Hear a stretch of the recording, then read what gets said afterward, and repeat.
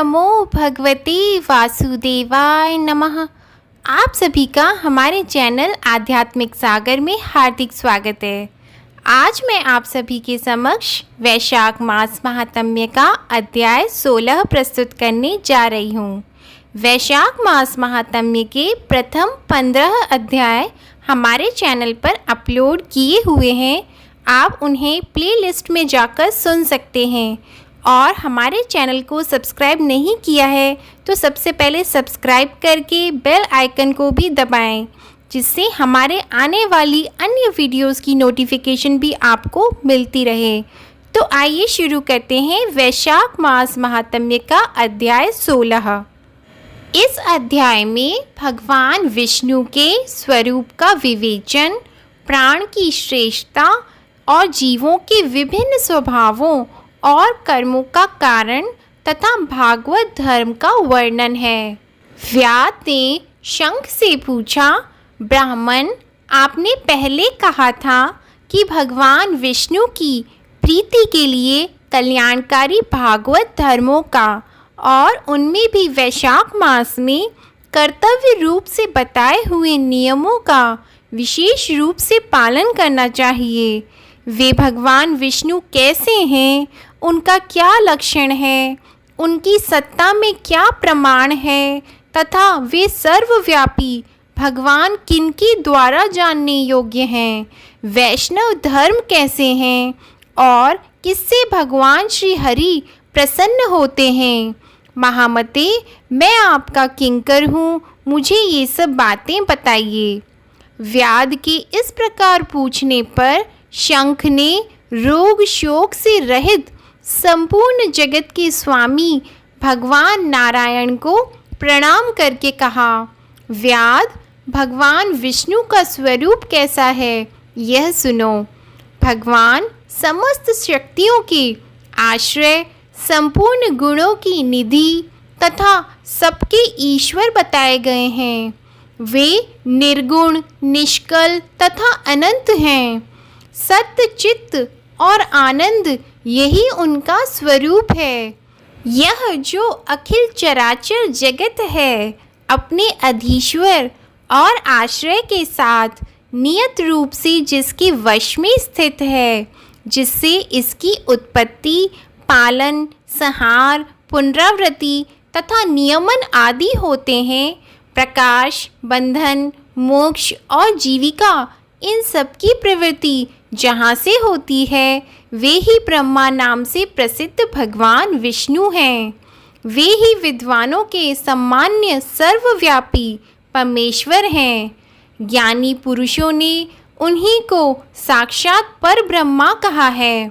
वेद, शास्त्र, स्मृति, पुराण, इतिहास, पांचरात्र और महाभारत सब विष्णु स्वरूप हैं, विष्णु के ही प्रतिपादक हैं। इन्हीं के द्वारा महाविष्णु जानने योग्य हैं। वेद वैद्य सनातन देव भगवान नारायण को कोई इंद्रियों से, अनुमान से और तर्क से भी नहीं जान सकता है।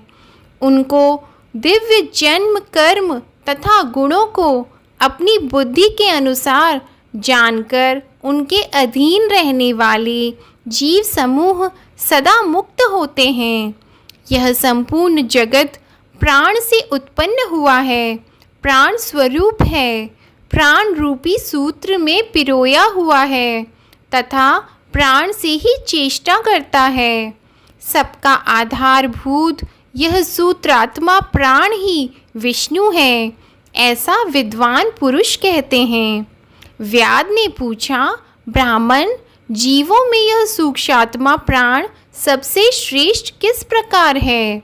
शंख ने कहा, व्याध, पूर्व काल में सनातन देव भगवान नारायण ने ब्रह्मा आदि देवताओं की सृष्टि करके कहा, देवताओं, मैं तुम्हारी सम्राट के पद पर ब्रह्मा जी की स्थापना करता हूँ।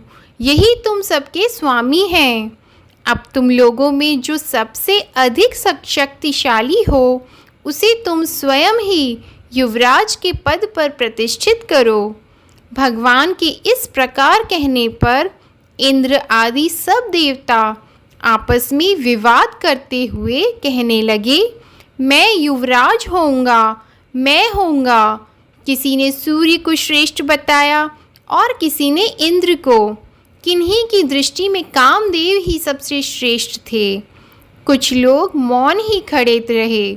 आपस में कोई निर्णय होता न देखकर वे भगवान नारायण के पास पूछने के लिए गए और प्रणाम करके हाथ जोड़कर बोले, महाविष्णु, हम सब ने अच्छी तरह विचार कर लिया, किंतु हम सब में श्रेष्ठ कौन है, यह सब अभी तक किसी प्रकार निश्चय न कर सके। अब आप ही निर्णय कीजिए।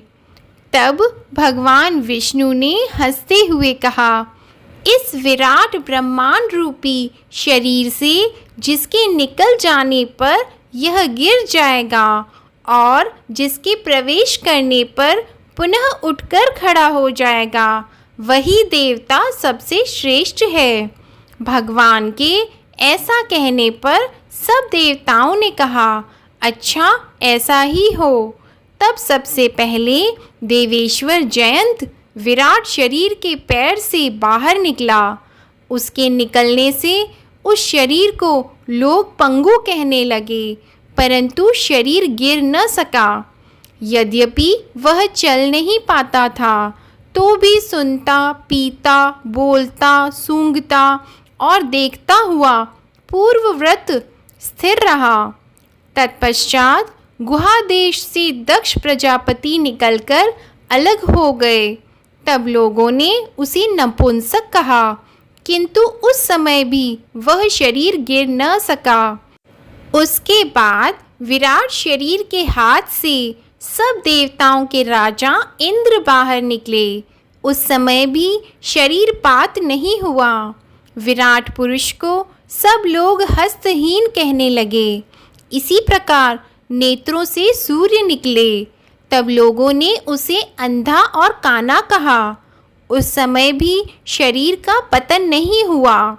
तदंतर नासिका से अश्विनी कुमार निकले, किंतु शरीर नहीं गिर सका। केवल इतना ही कहा जाने लगा कि यह सूंघ नहीं सकता। कान से अधिष्ठात देवियां दिशाएं निकली। उस समय लोग उसे बधिर कहने लगे, परंतु उसकी मृत्यु नहीं हुई। तत्पश्चात जिह्वा से वरुण देव निकले। तब लोगों ने यही कहा कि यह पुरुष रस का अनुभव नहीं कर सकता, किंतु देहपात नहीं हुआ। तदंतर वाक इंद्रिय से उसके स्वामी अग्नि देव निकले। उस समय उसे गूंगा कहा गया, किंतु शरीर नहीं गिरा। फिर अंतःकरण से बोध स्वरूप रुद्र देवता अलग हो गए। उस दशा में लोगों ने उसे जड़ कहा, किंतु शरीर पात नहीं हुआ। सबके अंत में उस शरीर से प्राण निकला। तब लोगों ने उसे मरा हुआ बतलाया। इससे देवताओं के मन में बड़ा विस्मय हुआ। वे बोले, हम लोगों में से जो भी इस शरीर में प्रवेश करके इसे पूर्ववत उठा देगा, जीवित कर देगा, वही युवराज होगा। ऐसी प्रतिज्ञा करके सब क्रमशः उस शरीर में प्रवेश करने लगे। जयंत ने पैरों में प्रवेश किया, किंतु वह शरीर नहीं उठा। प्रजापति दक्ष ने गुहा इंद्रियों में प्रवेश किया, फिर भी शरीर नहीं उठा। इंद्र ने हाथ में, सूर्य ने नेत्रों में, दिशाओं ने कान में, वरुण देव ने जिह्वा में, अश्विनी कुमार ने नासिका में, अग्नि ने वाक इंद्रिय में तथा रुद्र ने अंतःकरण में प्रवेश किया, किंतु वह शरीर नहीं उठा। सबके अंत में प्राण ने प्रवेश किया। तब वह शरीर उठकर खड़ा हो गया। तब देवताओं ने प्राण को ही सब देवताओं में श्रेष्ठ निश्चित किया। बल, ज्ञान, धैर्य, वैराग्य और जीवन शक्ति में प्राण को ही सर्वाधिक मानकर देवताओं ने उसी को युवराज पद पर अभिषिक्त किया। इस उत्कृष्ट स्थिति के कारण प्राण को उक्त कहा गया है। अतः समस्त चराचर जगत प्राणात्मक है। जगदीश्वर प्राण अपने पूर्ण एवं बलशाली अंशों द्वारा सर्वत्र परिपूर्ण है। प्राणहीन जगत का अस्तित्व नहीं है। प्राणहीन कोई भी वस्तु वृद्धि को नहीं प्राप्त होती। इस जगत में किसी भी प्राणहीन वस्तु की स्थिति नहीं है। इस कारण प्राण सब जीवों में श्रेष्ठ, सबका अंतरात्मा और सर्वाधिक बलशाली सिद्ध हुआ। इसलिए प्राणोपासक प्राण को ही सर्वश्रेष्ठ कहते हैं। प्राण सर्वदेवात्मक है। सब देवता प्राणमय हैं। वह भगवान वासुदेव का अनुगामी तथा सदा उन्हीं में स्थित है। मनीषी पुरुष प्राण को महाविष्णु का बल बतलाते हैं। महाविष्णु के महात्म्य और लक्षण को इस प्रकार जानकर मनुष्य पूर्व बंधन का अनुसरण करने वाले अज्ञानमय लिंग को उसी प्रकार त्याग देता है जैसे सर्प पुरानी कैंचुली को। लिंग देह का त्याग करके वह परम पुरुष अनामय भगवान नारायण को प्राप्त होता है। शंख मुनि की कही हुई यह बात सुनकर व्याध ने पुनः पूछा, ब्राह्मण, यह प्राण जब इतना महान, प्रभावशाली और इस संपूर्ण जगत का गुरु एवं ईश्वर है, तब लोक में इसकी महिमा क्यों नहीं प्रसिद्ध हुई? शंख ने कहा, पहले की बात है, प्राण अश्वमेध यज्ञों द्वारा अनामय भगवान नारायण का यजन करने के लिए गंगा के तट पर प्रसन्नता पूर्वक गया। अनेक मुनिगणों के साथ उसने फलों के द्वारा पृथ्वी का शोधन किया। उस समय वहाँ समाधि में स्थित हुए महात्मा कण्व बाम्बी की मिट्टी में छिपे हुए बैठे थे। हल जोतने पर बाम्बी गिर जाने से वे बाहर निकल आए और क्रोधपूर्वक देखकर सामने खड़े हुए महाप्रभु प्राण को शाप देते हुए बोले, देवेश्वर, आज से लेकर आपकी महिमा तीनों लोकों में, विशेषतः भूलोक में प्रसिद्ध न होगी। हाँ, आपके अवतार तीनों लोकों में विख्यात होंगे। व्याध तभी से संसार में महाप्रभु प्राण की महिमा प्रसिद्ध नहीं हुई। भूलोक में तो उसकी ख्याति विशेष रूप से नहीं।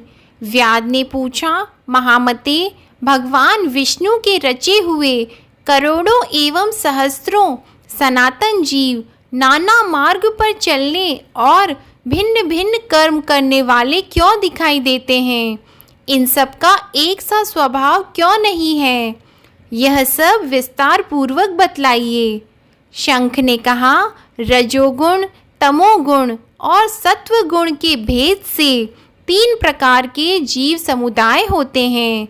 उनमें राजस स्वभाव वाले जीव राजस कर्म, तमोगुणी जीव तामस कर्म तथा सात्विक स्वभाव वाले जीव सात्विक कर्म करते हैं।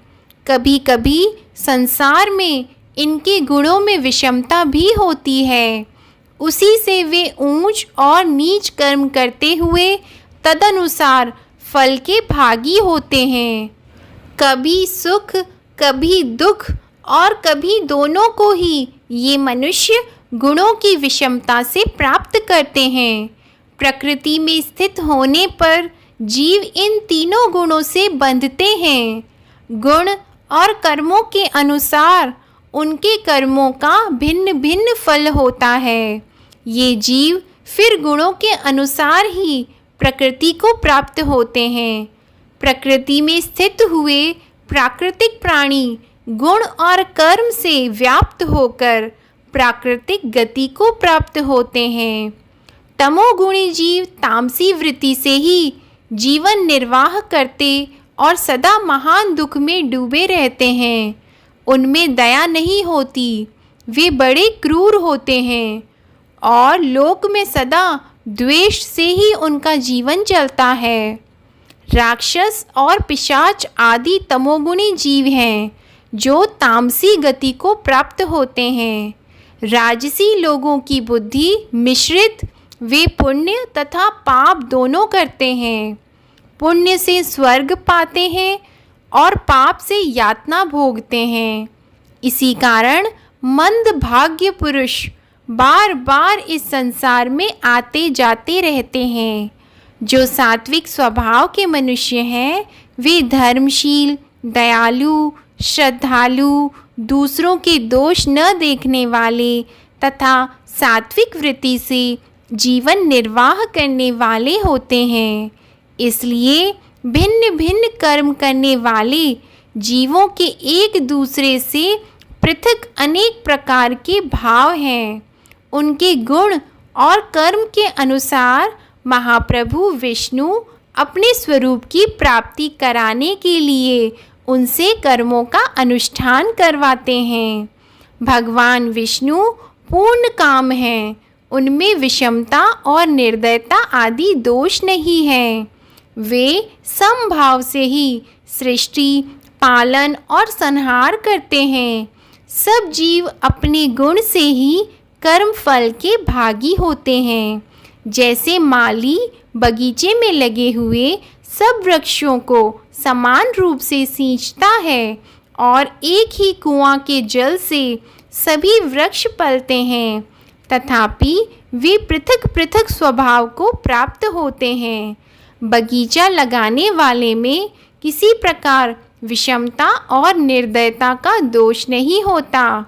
देवाधिदेव भगवान विष्णु का एक निमेष ब्रह्मा जी के एक कल्प के समान माना गया है। ब्रह्मा कल्प के अंत में देवाधिदेव शिरोमणि भगवान विष्णु का उन्मेष होता है, अर्थात वे आँख खोलकर देखते हैं। जब तक निमेष रहता है तब तक प्रलय है। निमेष के अंत में भगवान अपने उदर में स्थित संपूर्ण लोकों की सृष्टि करने की इच्छा करते हैं। सृष्टि की इच्छा होने पर भगवान अपने उदर में स्थित हुए अनेक प्रकार के जीव समूहों को देखते हैं। उनकी कुक्षी में रहते हुए भी संपूर्ण जीव उनके ध्यान में स्थित होते हैं, अर्थात कौन जीव कहाँ किस रूप में है इसकी स्मृति भगवान को सदा बनी रहती है। भगवान विष्णु चतुर्व्यूह स्वरूप हैं। वे उन्मेष काल के प्रथम भाग में ही चतुर्व्यूह रूप में प्रकट हो व्यूहगामी वासुदेव स्वरूप से महात्माओं में से किसी को सायुज्य, साध्व तत्व ज्ञान, किसी को सारूप्य, किसी को सामीप्य और किसी को सालोक्य प्रदान करते हैं। फिर अनिरुद्ध मूर्ति के वश में स्थित हुए संपूर्ण लोकों को वे देखते हैं। देखकर उन्हें प्रद्युम्न मूर्ति के वश में देते हैं और सृष्टि करने का संकल्प करते हैं। भगवान श्री हरि ने पूर्ण गुण वाले वासुदेव आदि 4 व्यूहों के द्वारा क्रमशः माया, जया, कृति और शांति को स्वयं स्वीकार किया है। उनसे संयुक्त चतुर्व्यूह आत्मक महाविष्णु ने पूर्ण काम होकर भी भिन्न भिन्न कर्म और वासना वाले लोकों की सृष्टि की है। उन्मेष काल का अंत होने पर भगवान विष्णु पुनः योग माया का आश्रय लेकर व्यूहगामी संकर्षण स्वरूप से इस चराचर जगत का संहार करते हैं। इस प्रकार महात्मा विष्णु का यह सब चिंतन करने योग्य कार्य बतलाया गया है, जो ब्रह्मा आदि योग से संपन्न पुरुषों के लिए भी अचिंत्य एवं दुर्विभाव है। व्याध ने पूछा, मुने, भागवत धर्म कौन कौन से हैं और किनके द्वारा भगवान विष्णु प्रसन्न होते हैं? तो शंख ने कहा, जिससे अंतःकरण की शुद्धि होती है, जो साधु पुरुषों का उपकार करने वाले हैं और जिसकी किसी ने भी निंदा नहीं की है, उसे तुम सात्विक धर्म ही समझो। वेदों और स्मृतियों में बताए हुए धर्म का यदि निष्काम भाव से पालन किया जाए तथा वह लोक से विरुद्ध न हो तो उसे भी सात्विक धर्म जानना चाहिए। वर्ण और आश्रम विभाग के अनुसार जो चार प्रकार के धर्म हैं वे सभी नित्य, नैमित्तिक और काम्य भेद से 3 प्रकार के माने गए हैं। वे सभी अपने अपने वर्ण और आश्रम के धर्म से जब भगवान विष्णु को समर्पित कर दिए जाते हैं तब उन्हें सात्विक धर्म जानना चाहिए। वे सात्विक धर्म ही मंगलमय भागवत धर्म है। अन्य देवताओं की प्रीति के लिए सकाम भाव से किए जाने वाले धर्म राजस माने गए हैं। यक्ष, राक्षस, पिशाच आदि के उद्देश्य से किए जाने वाले लोकनिष्ठुर, हिंसात्मक, निंदित कर्मों को तामस धर्म कहा गया है। जो सत्व गुण में स्थित हो, भगवान विष्णु को प्रसन्न करने वाले शुभ कारक सात्विक धर्मों का सदा निष्काम भाव से अनुष्ठान करते हैं, वे भागवत विष्णु भक्त माने गए हैं। जिनका चित्त सदा भगवान विष्णु में लगा रहता है, जिनकी जिह्वा पर भगवान का नाम है और जिनके हृदय में भगवान के चरण विराजमान हैं, वे भागवत कहे गए हैं। जो सदाचार परायण, सबका उपकार करने वाले और सदैव ममता से रहित हैं, वे भागवत माने गए हैं। जिनका शास्त्र में, गुरु में और सत्कर्मों में विश्वास है तथा जो सदा भगवान विष्णु के भजन में लगे रहते हैं, उन्हें भागवत कहा गया है। उन भगवत भक्त महात्माओं को जो धर्म नित्य मान्य हैं, जो भगवान विष्णु को प्रिय हैं तथा वेदों और स्मृतियों में जिनका प्रतिपादन किया गया है, वे ही सनातन धर्म माने गए हैं। जिनका चित्त विषयों में आसक्त है, उनका सब देशों में घूमना, सब कर्मों को देखना और सब धर्मों को सुनना कुछ भी लाभकारक नहीं है। साधु पुरुषों का मन साधु महात्माओं के दर्शन से पिघल जाता है। निष्काम पुरुषों द्वारा श्रद्धापूर्वक जिसका सेवन किया जाता है तथा जो भगवान विष्णु को सदा ही प्रिय है, वह भागवत धर्म माना गया है। भगवान विष्णु ने क्षीर सागर में सबके हित की कामना से भगवान लक्ष्मी जी को दही से निकालते हुए मक्खन की भांति सब शास्त्रों के सारभूत वैशाख धर्म का उपदेश किया है। जो दंभ रहित होकर वैशाख मास के व्रत का अनुष्ठान करता है, वह सब पापों से रहित हो सूर्य मंडल को भेद कर भगवान विष्णु के योगी दुर्लभ परम धाम में जाता है। इस प्रकार द्विज श्रेष्ठ शंख के द्वारा भगवान विष्णु के प्रिय वैशाख मास के धर्मों का वर्णन होते समय वह 5 शाखाओं वाला वट वृक्ष तुरंत ही भूमि पर गिर पड़ा। उसके खोखले में एक विकराल अजगर रहता था। वह भी पाप योनिमय शरीर को त्याग कर तत्काल दिव्य स्वरूप हो मस्तक झुकाए शंख के सामने हाथ जोड़कर खड़ा हो गया। बोलो विष्णु भगवान की जय। ओम नमो भगवते वासुदेवाय नमः। आज की कथा समाप्त हुई। आप सभी पर भगवान विष्णु और माता लक्ष्मी की कृपा सदा बनी रहे। उम्मीद है आपको वीडियो पसंद आया होगा। पसंद आए तो उसे लाइक करें, शेयर करें और नए हैं तो चैनल को सब्सक्राइब करें। कमेंट सेक्शन में ओम नमो भगवते वासुदेवाय नमः लिखना ना भूलें। अन्य कथाएं सुनने के लिए हमारे चैनल आध्यात्मिक सागर को सब्सक्राइब करें और बेल आइकन को भी दबाएं। धन्यवाद।